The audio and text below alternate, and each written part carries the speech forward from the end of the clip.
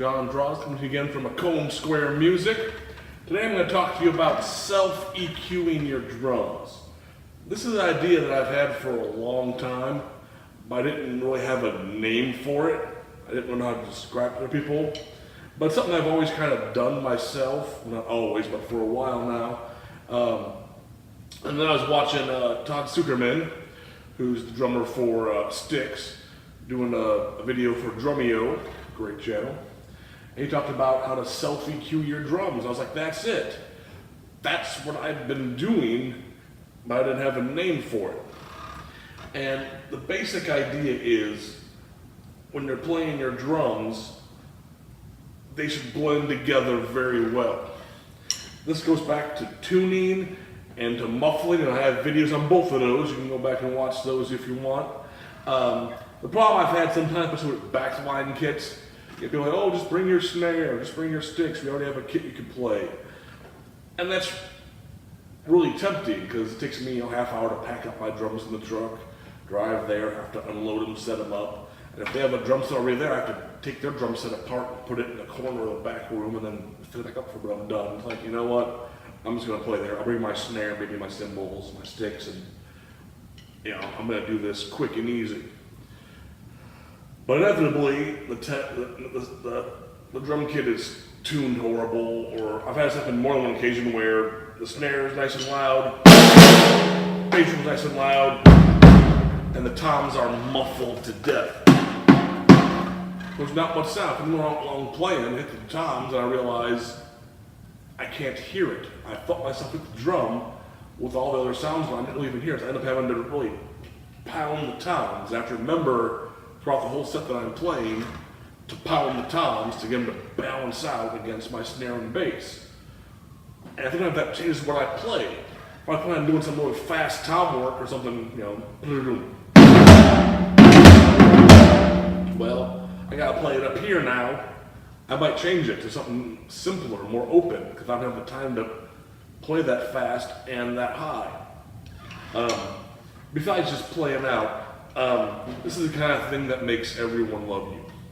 If you are, for whatever reason, recording your drum, whether it's make a quality video, whether you're in the studio recording for an album, if you're playing a large venue, like a stadium where your drums are mic'd and going through the system, anytime you're being recorded, everyone's going to be happy with you if you self-EQ your drums. If one drum is super loud, that messes everything with the sound guy's going to hate you, having to mess with everything to get it to sound right, and it will never sound quite right. Your drums will just not sound as good coming through the system. They will just not sound that good on the CD you're recording, the album you're recording.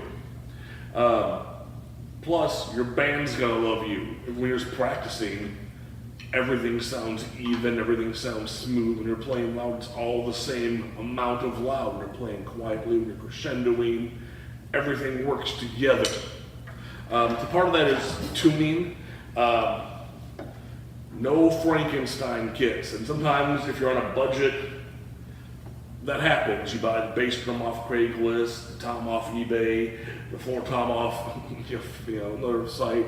They're not even the same brand or the same heads, and you've got a drum set this way to play on, and it was cheap, but they all sound completely different.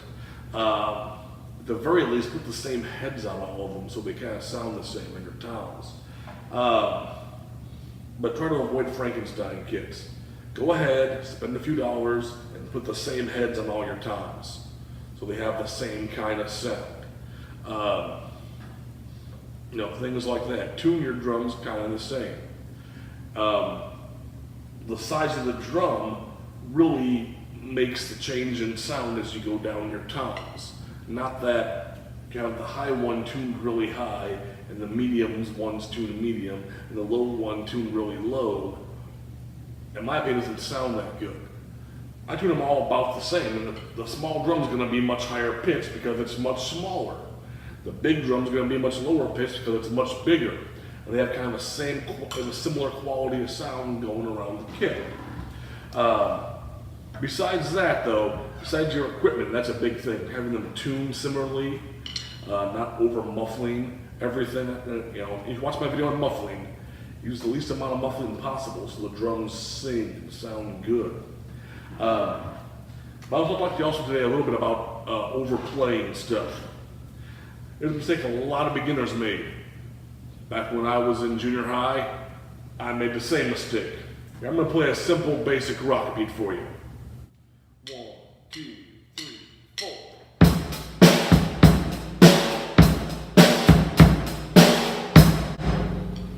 Okay, that's a very straightforward rock beat. And when I play it there, everything should kind of blend together. On how it comes across on the camera, but that should kind of be, about the way it should sound.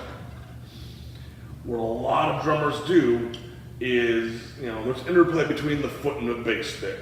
Boom, boom, boom. But all of those notes line up with notes on the hi-hat. Hi-hat's playing all the 8s, 1 and 2 and 3 and 4 and. So that's kind of like the common denominator. They all fit into that. The tendency then is to overplay the hi-hat. The young drummer, the new drummer, is really feeling that 8th note and then just layering these on top of it. A lot of times with the new drummer, it kind of sounds like this.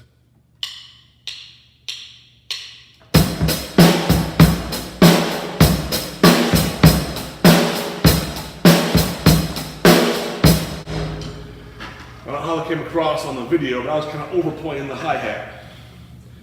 Just hearing kank, kank, kank, kank, kank, kank, kank is not real musical.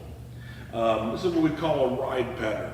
What's on the ride cymbal, or whether it's on the hi-hat cymbal, sometimes you can play ride patterns on the toms. They should ride, which means they just kind of go. It shouldn't be gang, gang, gang, gang, they're meant just to kind of ride.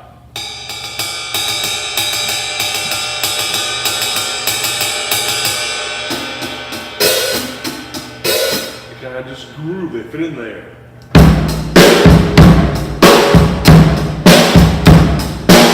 If you're pounding the hi-hat,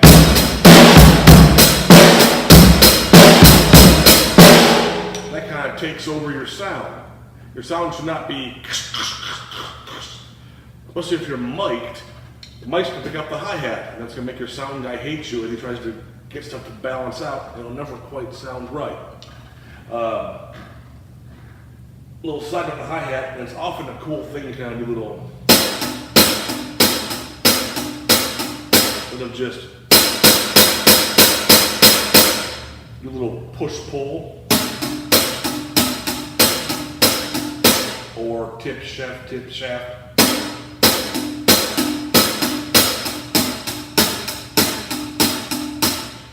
It makes it groove, makes it sound cool, instead of just.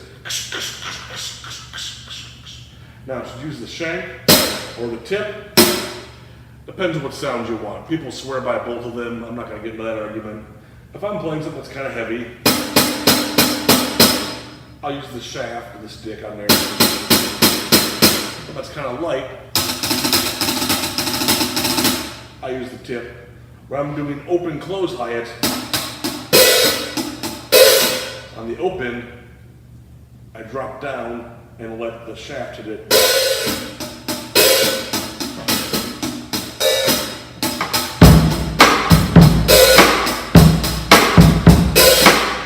Gives it a little contour. So that when you're playing, stuff is coming out sounding the way you want it out front. If you make your bass drum too dead, you're gonna have to slam your bass every time you play it to make it balance in the mix. You want to hear that bass drum. That bass drum is people dancing. Just this.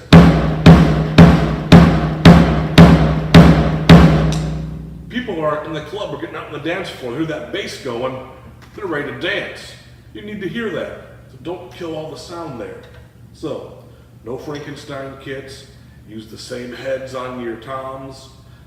Tune them all kind of the same so they have a similar sound.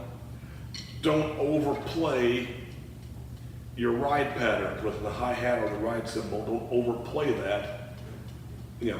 Now you may play that way at first, but learn how to relax, get your coordination going. You can sync that down a little bit. So just kind of rides. That's what's called the ride pattern. You want to hear your interplay from your drums is going to be the main part of your groove there. everyone's going to like you. If you're working with a sound man, he's going to like you. If it's being recorded or being with still for any reason, it's going to show up. You know, he's not going to have to do much to your sounds. Everything's going to level out naturally. Your band's going to love you because when you play, everything makes sense. Certain notes aren't just jumping out as being too loud or too quiet. They can play along with you. When they're playing guitar, it isn't like one string pops out as way too. If it does, they need to change their strings. They don't want that. You know, something's not working. And, you know, if you're playing piano, if one key is way too loud, I'd say, well, that piano's broken. It needs to be fixed. You don't want your drums to be that way where one voice pops out as being too loud. You know, unless you're trying to play that note loud on purpose, but you're just your general playing, you want to self-EQ your drums. That's going to make you sound so much better when you're playing live, when you're being recorded, when you're going through a system. Everyone's going to like your sound better. You're going to sound like a musical drummer, which is what you're going for. That's about it. If you like this, please consider liking and subscribing. Thanks for watching. I'll see you next time.